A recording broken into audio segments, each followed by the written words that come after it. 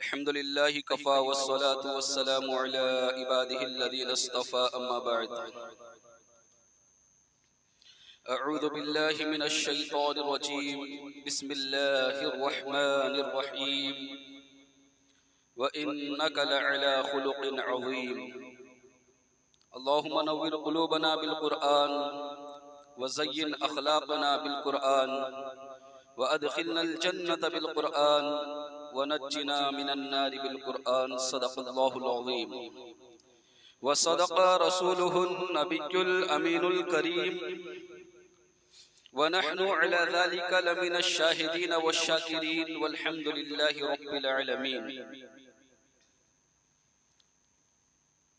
برادران ملت اسلامیہ، آئیے کچھ عرض معروض سے قبل ہم اور آپ مل کر انیسے بے کسا چارہ ساز درد مندہ وقار دو جہاں سرور کون و مکا مالک این و آن ہم غریبوں کے غم گسار سید ابرار و اخیار دونوں علم کے مالک و مختار انیس الغریبین مراد المشتاقین جان علمین شفیع المذنبین فخر آدم و بنی آدم خلیفۃ اللہ اعظم بعیث ایجاد علم منبع جود و سخا صبح کائنات کے شمس الدہا شام کائنات کے بدر الدجا محمد عربی روح فدا صلی اللہ تعالی علیہ وسلم کی بارگاہ میں جس طرح سے میں پڑھاتا ہوں میرے ساتھ مل کر پڑھیے الصلاۃ والسلام علیک یا رسول اللہ، الصلاۃ والسلام علیک یا حبیب اللہ، الصلاۃ والسلام علیک یا نبی اللہ صلی اللہ تعالی علیہ وسلم. برادران ملت اسلامیہ، خطبہ مسنونہ کے بعد میں نے جس آیت کریمہ کی تلاوت کا شرف حاصل کیا، اللہ تبارک و تعالی میری زبان پر کلمۃ الحق کو جاری فرمائے. گزشتہ ہفتے بھی ہم نے اسی آیت کے تعلق سے سماعت کیا تھا. اللہ رب العزت کا فرمان علی شان وَإِنَّكَ لَعَلَى خُلُقٍ عَظِيمٍ، اے محبوب ہم نے آپ کی خوبوں کو، آپ کے اخلاق کو بڑی شان والا بنایا ہے. آپ کے اخلاق بہت بلند ہے. میرے آقا علیہ الصلوۃ والسلام کے اخلاق کے تعلق سے ہم نے گزشتہ ہفتے بھی سماعت کی بہت ساری باتیں. آج پھر انہی باتوں کو ہم سماعت کریں گے. اخلاق، انسان کا کردار، انسان کا رویہ، انسان کے بات کرنے کا طریقہ، انسان کا اپنے ماتحتوں کے ساتھ سلوک، یہ ساری باتیں جو ہیں حسن اخلاق کے زمرے میں آتی ہے کہ اس میں پتہ چلتا ہے کہ انسان کے اخلاق کیسے ہیں. اور سب سے زیادہ اگر کسی بات کا پتہ لگانا ہو کسی انسان کو کہ اس کے اخلاق کیسے ہیں، تو سب سے بڑی گواہی دینے میں کچھ لوگ آتے ہیں.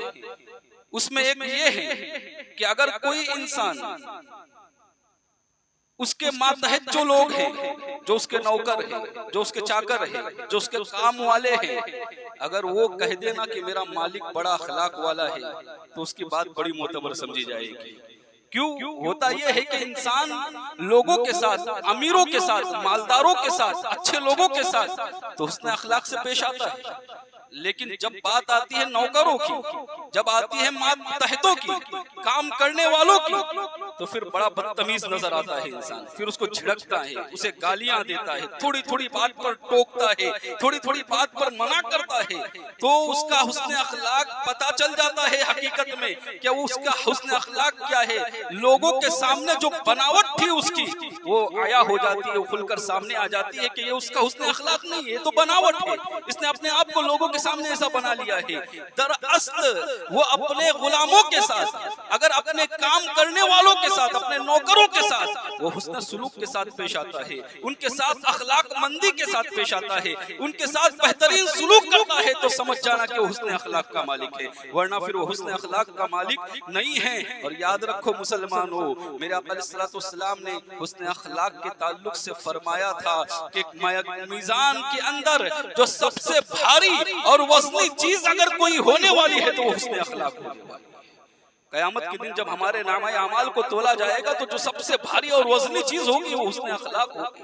اب اندازہ لگاؤ کہ ہمیں کس طرح سے اخلاق اپنانا چاہیے. اللہ کے رسول تاجدار مدینہ صلی اللہ علیہ وسلم کی شان میں اللہ تبارک و تعالیٰ نے یوں بیان فرمایا فَبِمَا رَحْمَةٍ مِّنَ اللَّهِ لِنْتَ لَهُمْ وَلَوْ كُنْتَ فَظًّا غَلِيظَ الْقَلْبِ لَانفَضُّوا مِنْ حَوْلِكَ. اللہ تبارک و تعالیٰ فرماتا ہے محبوب جو آپ کے ارد گرد جو جمع غفیر ہوتا ہے، اب جہاں بیٹھ جاتے ہوں شمع رسالت کے پروانے آپ کو گھیرا ڈال کر بیٹھ جاتے ہیں، آپ جہاں پر رہتے ہو لوگوں کا ہجوم جمع ہوتا ہے. یہ کیوں ہے؟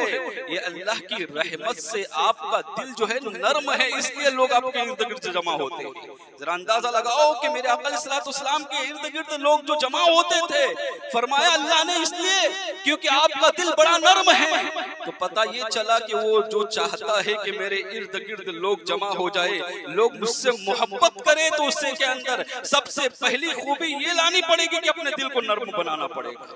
اپنے دل کو فرمایا وَلَوْ كُنْتَ فَظًّا غَلِيظَ الْقَلْبِ لَانفَضُّوا مِنْ حَوْلِكَ. اللہ فرما رہا اپنے محبوب سے اے محبوب اگر آپ سخت دل ہوتے نا، آپ کا دل آپ کا مزاج اگر سخت ہوتا نا، تو یہ لوگ جو آپ کے ارد گرد گھوم رہے ہیں نا، یہ آپ کے ارد گرد نہیں ہوتے، یہ آپ سے دور ہو جاتے.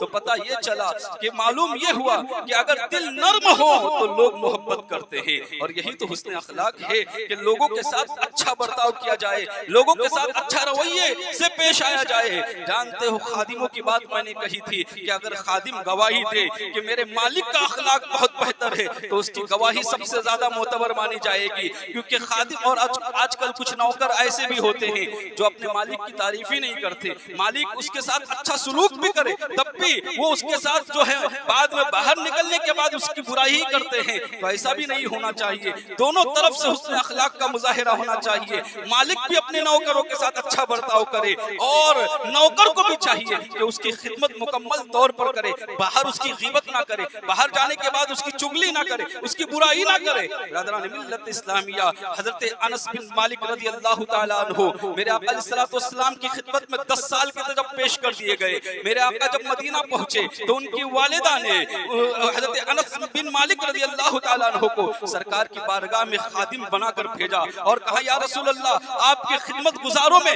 انہیں قبول کر لیجئے.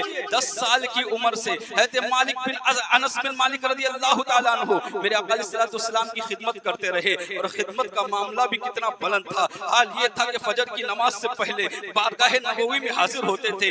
جس کی چیز کی ضرورت پڑتی تھی دوپہر تک لگاتار وہیں پر کھڑے رہتے اور میرے آقا علیہ الصلوۃ والسلام کی خدمت بجا لاتے. کبھی وضو کے لیے پانی کا انتظام کرتے، میرے آقا فرماتے یہ چیز لے آؤ، دوڑ کر جاتے اور پھر لے آتے ہیں. پھر گھر پر جاتے دوپہر کے بعد، پھر کھانا وغیرہ کھا کر پھر واپس آتے، پھر عصر تک یہ معاملہ جاری رہتا. برادران ملت اسلامیہ، مسلسل 10 سال تک حضرت انس بن مالک رضی اللہ تعالیٰ عنہ نے میرے آقا علیہ الصلوۃ والسلام کی خدمت کی ہے. حضرت انس بن مالک رضی اللہ تعالیٰ عنہ کا جواب سنو. وہ کہتے ہیں کہ میں نے اللہ کے رسول تاجدار مدینہ صلی اللہ علیہ وسلم کی 10 سال تک خدمت کی، لیکن ان 10 سالوں کے اندر کبھی اللہ کے رسول صلی اللہ علیہ وسلم نے مجھے نہ تو مارا، نہ مجھے ڈانٹا اور نہ کبھی یہ جملہ کہا اے انس تم نے ایسا کیوں کیا، ایسا کرنا چاہیے تھا. اللہ اکبر. ذرا اندازہ لگاؤ یہ بھی نہ کہا کہ اے انس تم نے ایسا کیوں کیا، ایسا کرنا چاہیے تھا. یہ تو آج ہر روز ہم کہتے ہیں اپنے گھروں میں اپنے نوکروں کے ساتھ یہ کیوں کیا، ایسا نہیں ہونا چاہیے تھا، ایسا ہونا چاہیے تھا. لیکن حضرت انس بن مالک کہتے ہیں کہ یہ جملہ بھی میرے آقا علیہ الصلوۃ والسلام کی زبان پر نہ نکلا، بلکہ جب مجھ سے کوئی غلطی ہو جاتی تھی، جب مجھ سے کوئی خطا ہو جاتی تھی اور مجھ سے کوئی نقصان ہوتا تھا نا، تو کیا کہتے تھے اللہ کے رسول تاجدار مدینہ صلی اللہ علیہ وسلم فرمایا کرتے تھے اے انس کوئی فکر کرنے کی بات نہیں، شاید میرے رب کو یہی منظور تھا، میرے اللہ کو یہی منظور تھا. مسلمانوں غور کرو میرے آقا علیہ الصلوۃ والسلام کے حسن اخلاق سے ہمیں کیا درس ملتا ہے. ہم اپنے نوکروں کے ساتھ کیا برتاؤ کرتے ہیں، ہم انہیں گالیاں دیتے ہیں، ہم انہیں جھڑکتے ہیں، بات بات میں لوگوں کے سامنے اس کی عزت کی پرواہ نہیں کرتے. جس طرح آپ کی عزت ہے اس طرح اس کی بھی تو عزت ہے، اس کے ساتھ بھی حسن سلوک کا برتاؤ کیا جائے گا. یہ نہیں کہ آپ کا ڈرائیور ہے، آپ کے یہاں پر کام کر رہا ہے تو پھر وہ اس کی عزت نفس نہیں ہوتی، اس کی بھی عزت نفس ہوتی ہوتی ہے لوگوں کے سامنے اس کو جھڑکتے ہو, لوگوں کے سامنے اس کے ساتھ گالی گلوچ کرتے ہو. برادران ملت اسلامیہ, یہ حسن اخلاق نہیں ہے. میرے آقا علیہ الصلوۃ والسلام اپنے غلاموں کے ساتھ کتنا بہترین انداز سے حسن اخلاق فرمایا کرتے تھے. اب ذرا اندازہ لگاؤ کہ کیا ہے کہ یہ تک نہ کہا 10 سال کی مدت میں کہ اے انس تم نے ایسا کیوں کیا, ایسا نہیں کرنا چاہیے تھا. پتہ یہ چلا کہ میرا آقا علیہ الصلوۃ والسلام اپنے رب کی رضا میں راضی تھے, اسی لیے فرماتے تھے نا کہ شاید میرے رب کو یہی منظور تھا. تو مسلمانوں, جب بھی کوئی نقصان ہو جائے, جب بھی کوئی اذیت پہنچے, جب بھی کوئی تکلیف ہونا, تو پھر یہ گمان کیا کرو اور یہ سوچا کرو شاید میرے اللہ کو یہی منظور تھا. جب اگر یہ سوچ اگر ہماری بن جائے گی نا, پھر غم نہیں نظر آئے گا, پھر غم جو ہے وہ خوشیوں میں تبدیل ہو جائے گا, غم کا احساس ختم ہو جائے گا. اللہ کی رضا میں راضی ہونے والا انسان کبھی غمگین نہیں ہو سکتا. غم تو جب ہوتا ہے جب انسان اللہ کی رضا کو اپنی رضا سے الگ کر دیتا ہے, جب غم ہوتا ہے. اور اللہ کی رضا میں اگر راضی ہو جائے تو غم ہوگا ہی نہیں. برادران ملت اسلامیہ, یہ میرے آقا علیہ الصلوۃ والسلام کا حسن سلوک, اور اسی پر بس نہیں بلکہ میرے آقا علیہ الصلوۃ والسلام اپنے تمام ماتحتوں کو, اور میں تو یہ کہوں گا کہ تمام صحابہ ہی ماتحت تھے, سب کے ساتھ حسن سلوک کا برتاؤ کرتے ہیں. جانتے ہو حضرت زید بن حارثہ رضی اللہ تعالیٰ عنہ میرے آقا علیہ الصلوۃ والسلام کی منہ بولے بیٹے ہیں. یعنی آپ اللہ کے رسول صلی اللہ علیہ وسلم نے آپ کو اپنا بیٹا کہا ہے, یہ منہ بولے بیٹے کہلا گیا ہے. وہ آیت ادعوہم لآبائہم واقسط عند اللہ, یہ آیت نازل ہونے سے پہلے سارے مدینے والے حضرت زید کو زید بن حارثہ کے نام سے نہیں جانتے تھے, بلکہ زید ابن محمد کے نام سے جانتے تھے, کیونکہ سرکار نے فرمایا تھا یہ میرے بیٹے ہیں, تو زید ابن محمد کے نام سے جانتے تھے. لیکن جب اللہ تبارک و تعالیٰ نے کہا نہیں, کسی کے باپ کا نام بدلی نہیں کیا جا سکتا, اس کے باپ کے نام کے ساتھ ہی پکارا جائے گا, تو پھر انہیں زید بن حارثہ کہا جانے لگا. یہاں ایک مسئلہ اور واضح کرنا چاہوں گا, بات آئی ہے کیونکہ سمجھداری کی بات ہے, مسائل کی بات ہے, تو مسئلہ بھی عرض کر دوں کہ بہت سارے لوگ جو ہے نا اپنے بہن کا, اپنے بھائی کے بچے کو اپنے گود لیتے ہیں اور پھر اس کے بعد اپنا نام دیتے ہیں, تو یہ شرعاً جائز نہیں ہے. میرے آقا علیہ الصلوۃ والسلام نے بھی اسے سختی کے ساتھ منع فرمایا ہے.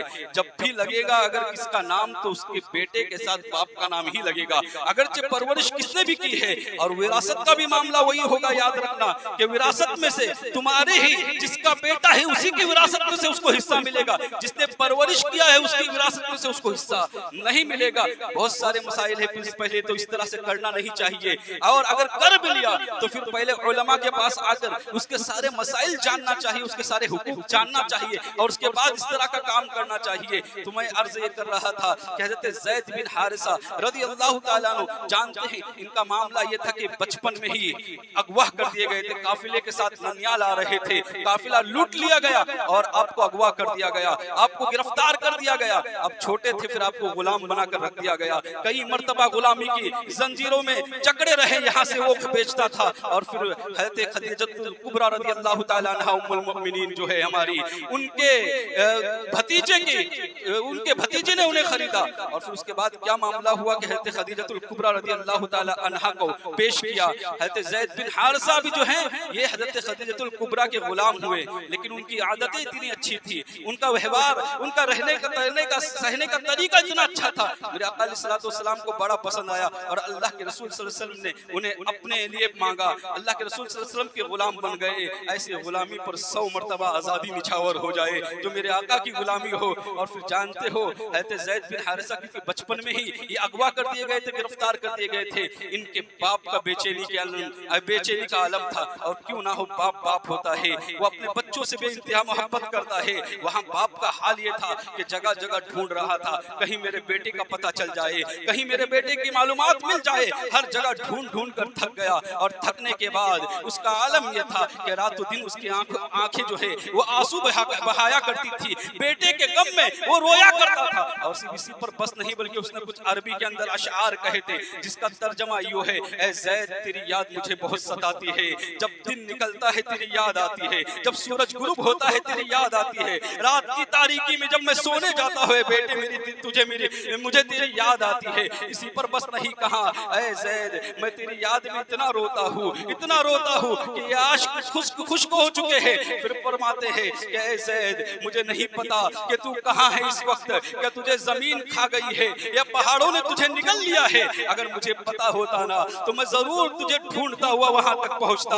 اگر تو مشرق میں ہوتا میں مغرب میں ہوتا تو مغرب سے مشرق تک تجھے ڈھونڈتا ہوا پہنچتا، میں ایک اونٹ پر سوار ہوتا اور سوار ہونے کے بعد پوری دنیا کا چکر لگاتا، جانور تھک جاتا، بے زید لیکن تیرا باپ نہ تھکتا، تجھ سے بڑی محبت کیا کرتا ہے۔ برادران ملت اسلامیہ، اور کیوں نہ ہو یقیناً جب رات کی تاریکی آتی ہوگی تو ذرا اندازہ لگاؤ کہ وہ لوگ جو اپنے بچوں سے محبت کرتے ہیں، جن کے گھر میں بچے ہیں، اگر انہیں کسی نے اغوا کر لیا جائے، اغوا کر لیا ہوگا تو ان کا حال کیا؟ ارے آج تو حال یہ ہے کہ باپ تھکا ماندہ گھر پر آتا ہے، جب صبح سے لے کر شام تک نوکری کرتا ہے، اور گھر پر جب رات میں آتا ہے اور آنے کے بعد اگر چند لمحوں کے لیے بچے نظر نہ آئے نا تو باپ بے چین ہو جاتا ہے، بے قرار ہوتا ہے، اندر آنے کے ساتھ سب سے پہلے بچوں کے بارے میں پوچھتا ہے۔ اب ذرا اندازہ لگاؤ حارثہ کی حالت کیا ہو رہی ہوگی جس کے بیٹے کو اغوا کر لیا گیا تھا۔ برادران ملت اسلامیہ، حضرت حارثہ اس طرح کے جملے کہتے ہیں اور ان سے اس طرح سے محبت کا اظہار کرتے ہیں، اور پھر ایک وقت آتا ہے کہ میرے آقا علیہ الصلوۃ والسلام کی بارگاہ میں جب یہ قافلہ ان کے علاقے کا قافلہ پہنچتا ہے حج کی غرض سے، تو دیکھتے ہیں کہ حارثہ زید یہیں پر موجود ہے، زید بن حارثہ، تو میرے آقا علیہ الصلوۃ والسلام سے پوچھتے ہیں کہ یہ کون ہے؟ کہا کہ یہ میرا غلام ہے۔ انہوں نے کہا یہ تو زید بن حارثہ ہے، اس کا باپ بڑا پریشان ہے۔ اللہ کے رسول صلی اللہ تعالی علیہ وسلم سے باتیں ہوئی، کہا کہ ٹھیک ہے کوئی بات نہیں، اگر وہ لے جانا چاہتے ہیں تو ان کے باپ سے جا کر کہہ دو کہ وہ آئے اور اپنے بیٹے کو لے کر چلے جائے، مجھے کوئی غم نہیں۔ جب باپ کو پتا چلا، اب اندازہ لگاؤ خوشی کا کیا عالم ہوگا۔ باپ اپنے بھائی کو لے کر دوڑتا ہوا اللہ کے رسول صلی اللہ علیہ وسلم کی بارگاہ میں حاضر ہوتا ہے، جلدی پہنچتا ہے مکہ کے اندر۔ میرا آقا علیہ السلام کی خدمت میں حاضر ہونے کے بعد عرض کرتے ہیں حارثہ کہ اللہ کے محمد صلی اللہ علیہ وسلم، آپ تو وہ ہیں جو حجاج آتے ہیں ان کی آپ خدمت کیا کرتے ہیں، آپ لوگوں کو کھانا کھلایا کرتے ہیں، آپ یتیموں کی پرورش کرتے ہیں، آپ لوگوں کا تعاون کرتے ہیں، اور آپ نے میرے بیٹے کو اپنا غلام بنا لیا ہے، میں چاہتا ہوں کہ اپنا بیٹا اپنے ساتھ لے جاؤ۔ کہا کہ یقیناً میں تمہیں اجازت دیتا ہوں، لیکن ذرا زید سے بھی تو پوچھ لو، وہ جانے کے لیے تیار ہے، اگر وہ جانے کے لیے راضی ہے تو میں یقیناً آپ کو اجازت دوں گا، میں نہیں روکوں گا، اور اگر اس نے انکار کر دیا تو پھر میں مجبور ہوگا، میں پھر جانے بھی نہیں دوں گا۔ اللہ اکبر! کہا باپ تو بڑا خوش تھا کہ باپ بیٹا مجھے دیکھتے ہی مجھے گلے لگائے گا، مجھے اپنے سینے سے لگائے گا اور میرے ساتھ چلنے کے لیے تیار ہوگا، لیکن قربان جاؤ حضرت زید پر۔ جیسے حضرت زید سامنے آئے، میرے آقا علیہ الصلوۃ والسلام نے پوچھا ہے زید کیا تم انہیں پہچانتے ہو؟ کہا ہاں یہ میرے والد ہے، یہ میرا چچا ہے۔ کہا کیا تم ان کے ساتھ جانا چاہتے ہوئے تمہیں لینے کے لیے آئے ہیں؟ اللہ کے رسول صلی اللہ علیہ وسلم کا جب یہ جملہ سنانا، حضرت زید کی آنکھوں سے آنسو بہنے لگے، کہنے لگے یا رسول اللہ صلی اللہ تعالی علیہ وسلم، آپ کو چھوڑ کر اب میں کسی کو اختیار نہیں کر سکتا، آپ کی شفقتیں، آپ کی رحمتیں اتنی بے پناہ وسعت ہے اس کے اندر کہ آپ کو چھوڑ کر میں اپنے باپ کے پاس بھی جانا نہیں چاہتا۔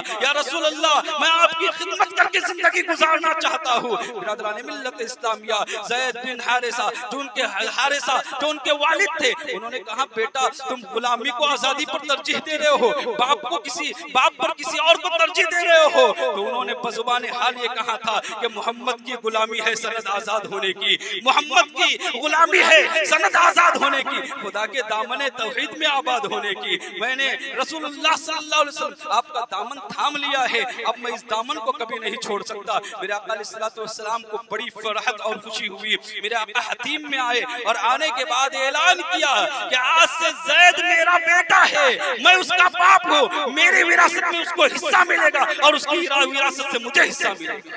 برادران ملت اسلامیہ، پھر اس کے بعد جب تک وہ آیت کریمہ نازل نہیں ہوئی، لوگ حضرت زید کو زید بن حارثہ کے نام سے یاد نہیں کرتے تھے، زید بن محمد کے نام سے یاد کیا کرتے تھے صلی اللہ علیہ وسلم۔ برادران ملت اسلامیہ، عرض یہ کرنا چاہتا ہوں، ذرا دیکھو اپنے غلاموں کے ساتھ میرے آقا کا سلوک کیا تھا، اپنے نوکروں کے ساتھ میرے آقا کا سلوک کیا تھا، اور آج ہم اپنے خادموں کے ساتھ، اپنے ڈرائیور کے ساتھ، اپنے کام کرنے والوں کے ساتھ ہم کیا سلوک کرتے ہیں؟ ہمارے گھر کے اندر اگر کوئی کاکی کام کرنے کے لیے آتی ہے تو ہمارا رویہ اس کے ساتھ کیا ہوتا ہے؟ ہم جو بچتا ہے ہمارا کھانا ہم اسے دیتے ہیں، جو ہم بچا کچا جو ہوتا ہے ہمارا ہم اس کے حوالے کرتے ہیں۔ برادران ملت اسلامیہ، آپ اچھا کھانا اسے نہیں دے سکتے، میرا آقا علیہ الصلوۃ والسلام نے فرمایا کہ جو تم اپنے لیے پسند کرتے ہو دوسروں کے لیے پسند کیا کرو، اپنے ماتحتوں کے ساتھ اچھا رویہ اختیار کرو، اچھا سلوک کرو، تمہاری کسی بات سے اس کو اذیت نہ پہنچے، تمہاری کسی بات سے اس کو تکلیف نہ پہنچے،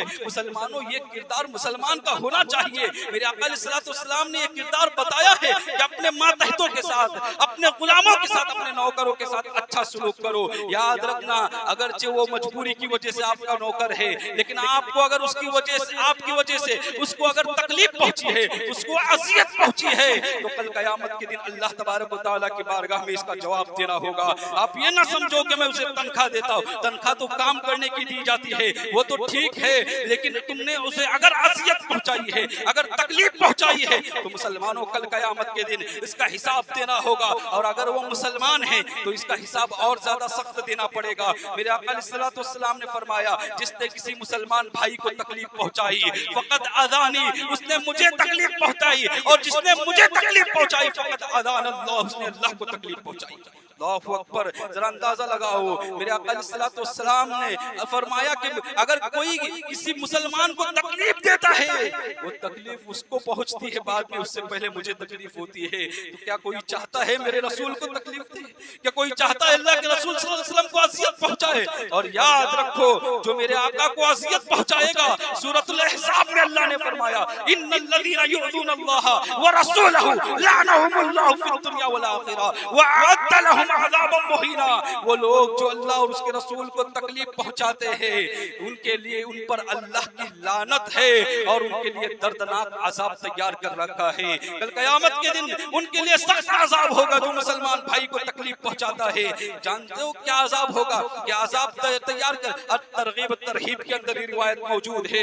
میرے آقا علیہ الصلوۃ والسلام نے ارشاد فرمایا کہ جس طرح سمندر کے دو کنارے ہوتے ہیں، جہنم کے بھی دو کنارے ہیں. اب اندازہ لگاؤ سمندر کی وسعت کتنی زیادہ ہے. کہاں اسی طرح جہنم کے بھی دو کنارے ہیں، ایک اس طرف ہے، ایک اس طرف ہے. اور جب ایک شخص کو جہنم میں ڈال دیا جائے گا اور اس سے کہا جائے گا، جب وہ جہنم کے عذاب سے تنگ آ جائے گا، جہنم کے عذاب سے جب وہ تنگ ہوگا اور جب وہ اس سے بڑی تکلیف ہوگی نا، تو اس سے کہا جائے گا ٹھیک ہے اس کنارے پر چلا جا اور وہاں سے باہر نکل جا. اب وہ جہنم میں ہوتا ہوا اس کنارے تک پہنچے گا جس کنارے کی کوئی حد نہیں ہے. اب اس کنارے پر جب پہنچے گا، میرے آقا علیہ الصلوۃ والسلام ارشاد فرماتے ہیں کہ وہاں پر سانپ ہوگے جن کی ہائٹ جو ہے وہ اونٹوں کے برابر ہوگی. وہ سانپ جب دیکھیں گے نا کنارے پر کھڑے ہوگے کہ جہنم سے باہر نکل رہا ہے، تو اس کی ہونٹ کو پکڑ کر اور اس کے گالوں کو پکڑ کر پھر دوبارہ جہنم میں ڈھکیل دے گے، اسے آنے نہیں دیں گے، باہر نکلنے نہ دیا جائے گا. اب وہ مجبور ہو کر کیا کرے گا؟ واپس جہنم کے اندر جائے گا. پھر اللہ تبارک و تعالی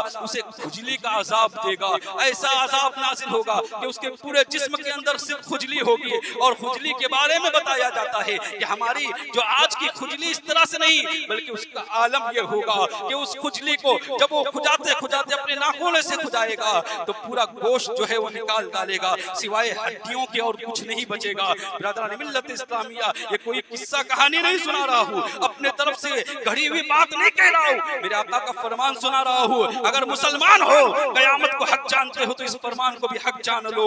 جب وہ اس کی ہڈی بچے گی، اب سوچو اس کو کتنی تکلیف ہوگی، کس اذیت میں ہوگا. اس سے پوچھا جائے گا بتا تجھے تکلیف ہو رہی ہے، کہے گا اس سے بڑھ کر عذاب کیا ہو سکتا ہے، اس سے بڑھ کر تکلیف کیا ہو سکتی ہے. اللہ اکبر.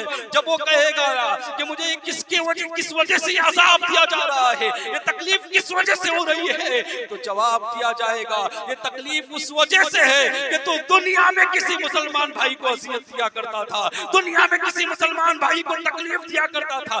اگر تو نے دنیا میں تکلیف دی ہے تو اب اس تکلیف کو سہنے کے لیے تیار ہو جا. برادران ملت اسلامیہ، ذرا اندازہ لگاؤ کہ کیا کل قیامت کے دن ہمارا حال ہوگا. ہم جو لوگ اذیت دیتے ہیں لوگوں کو اپنی زبانوں سے، اپنی باتوں سے، اپنے ہاتھوں سے، اپنے کردار سے، اپنے لفظوں سے، اپنے رویے سے جو اگر ہم اذیت پہنچاتے ہیں کسی کو، تو کل قیامت کے دن اس کا کتنا ہولناک عذاب ہوگا. برادران ملت اسلامیہ، لوگوں کے ساتھ اچھا برتاؤ کرو، حسن سلوک کے ساتھ پیش آؤ، ایک دوسرے کے ساتھ ہنسی اور خوش ہو کر ملو.